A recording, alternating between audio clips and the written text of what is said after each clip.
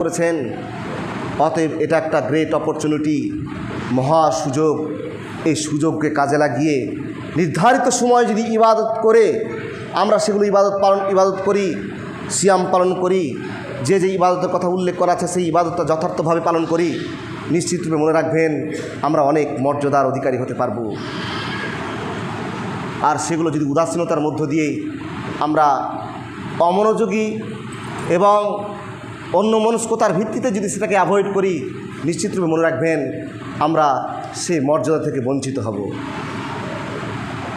নির্ধারিত দিনের ইবাদত করার যে মর্যাদা, সেই মর্যাদা থেকে নিশ্চিতরূপে আমরা বঞ্চিত থাকব।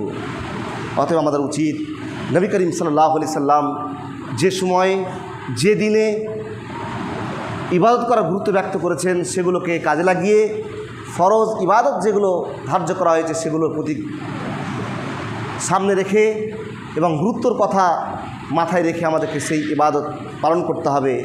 তাহলে কোরআন এবং হাদিসের দৃষ্টিকোণে যে মর্যাদা এবং গুরুত্বের কথা উল্লেখ আছে সে মর্যাদার অধিকারী আমরা হতে পারব।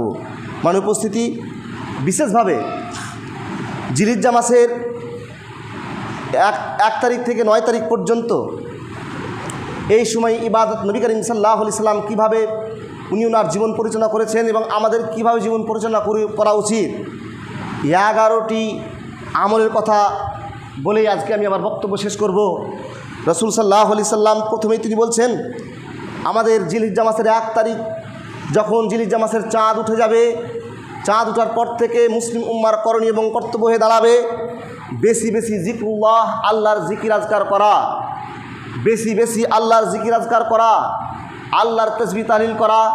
অধিক পরিমাণে জিলহিজ্জা মাসের 1 তারিখ পড়ে গেলেই 1 থেকে 10 তারিখ পর্যন্ত মহান স্রষ্টার নিমিত্তে, মহান স্রষ্টার সন্তুষ্টি